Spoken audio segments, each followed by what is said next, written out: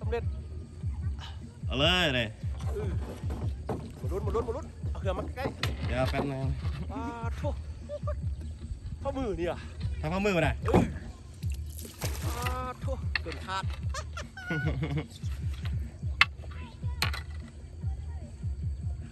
พอแล้วต่ำตึกอยู่ขันตัวเอาใหญ่ต่ำ1 มือเลยถ้าจับแต่ท้ายเหือไว้ได้ท้ายแล้ววะท้ายโอเคละแต่ว่าตุ้มหูขึ้นก่อนตุ้มเขาได้น่ะถ้าอยู่ท้ายเหือไว้ก่อนเลยโอ้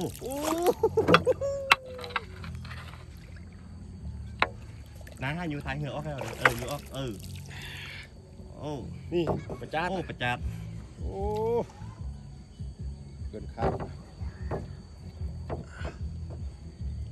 แต่ว่าปวดแห้งโอ้มันเคลื่อนขึ้นมาอีกตัวหนึ่งเลยนี่ให้พระองค์ไหมฮะพ่นงานสิวะพ่นงานยังแห้งเกาะอยู่มันเลิกขนาดนี้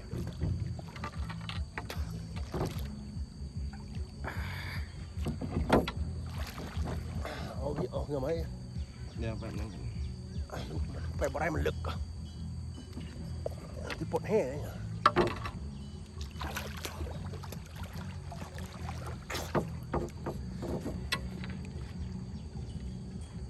เคย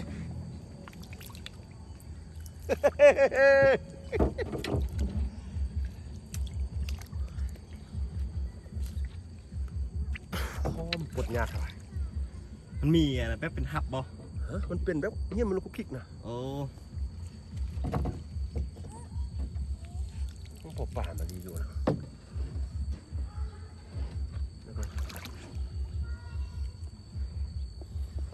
ให้พันปลา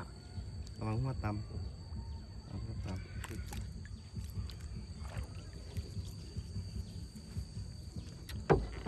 เล็กในแถวนี้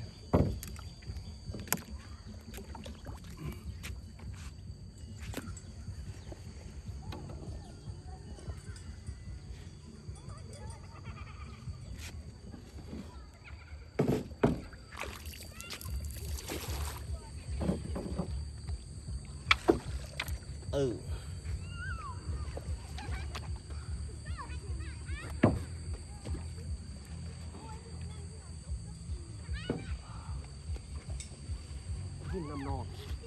หินซีเมนต์นะก็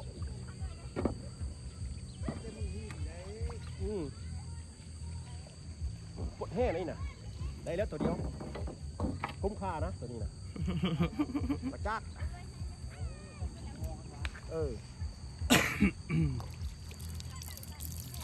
ปวดแห้งแล้วปวดแห้งไปเต่ายังเดี๋ยวไป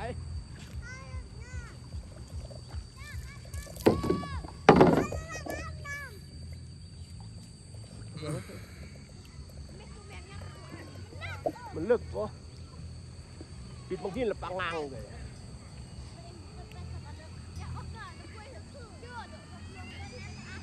เผื่อไว้เดี๋ยวอะไรเรื่องนี้นายอยู่บนเลยท่านผู้ชมดูสุดท้ายโดนนี่ยอดนี่ปลาจัด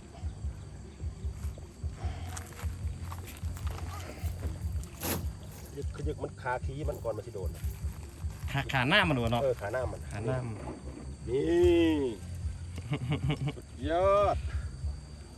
พ้นงานซินโบแดงเป็นยังไงเขาครับอันนั้นมันดิ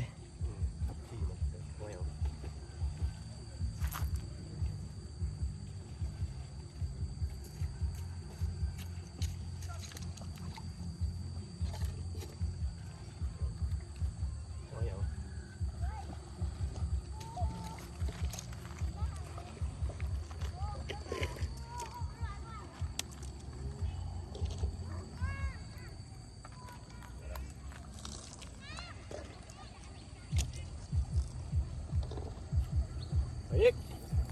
ตุ๊บให้ก่อน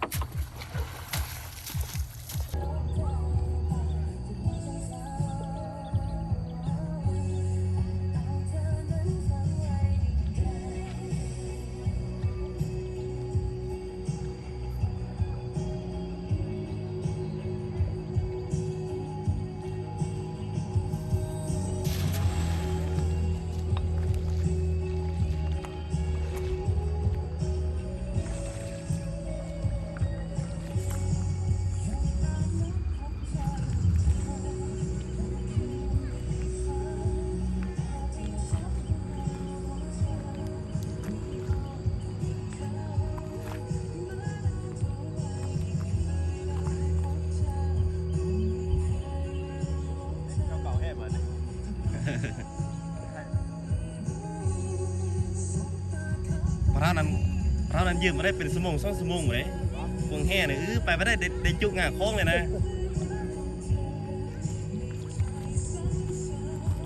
เลิกพี่เลิกอ่ะ เลิกละวันอยู่ยันอ่ะ ต้องปอดนี่ บางบ้อนกันลิบหัวบางบ้อนกันบุบวัดพระธานฮอดคอ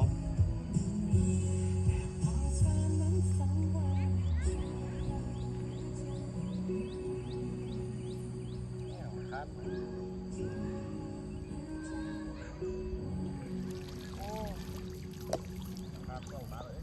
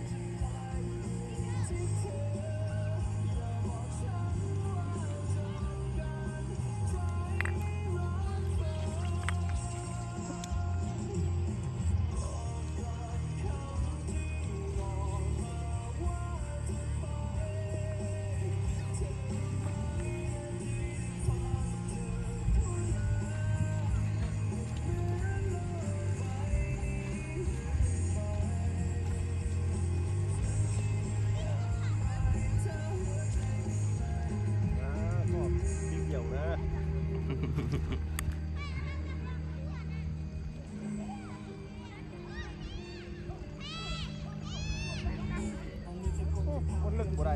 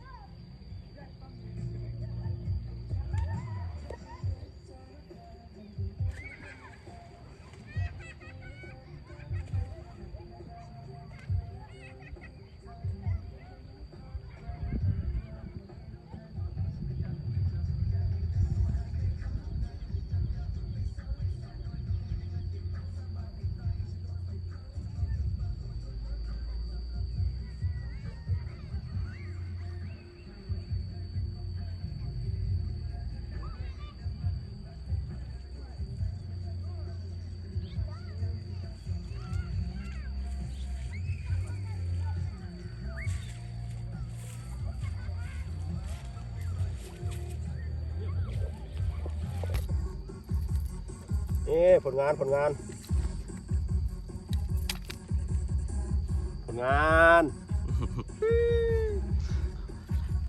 ริ่มแรกแขกมัน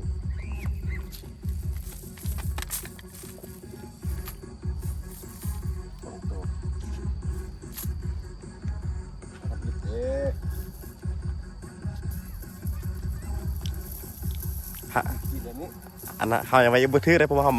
ก็ไม่ได้มาคุยจากบ้านหรอก เขาเดี๋ยวเล่นซ่อนอยู่บนป่าอยู่ประยูเราหูเลย แม่นเราไอ้พ่อเราหูลาไว้พามาตีมองลาวะจะว่าไปเฮียนอันวิธีปลดปลาออกมองก่อนหรอบ่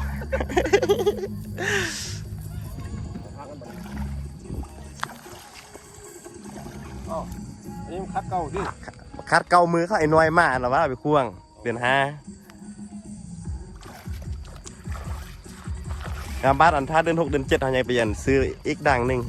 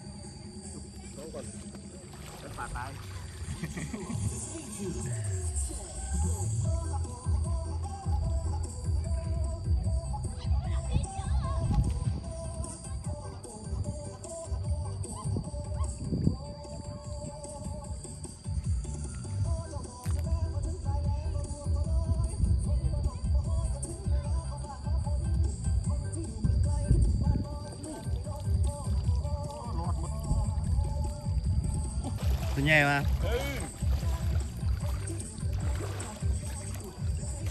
ตัวใหญ่นิดนึง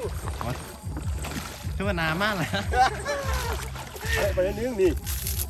นี่ อันนี้ป้านะหนู ปลาคม ปลาคม คมน้อยผลงานท่านผู้ชมมันรอดมาแค่ตัวหนึ่ง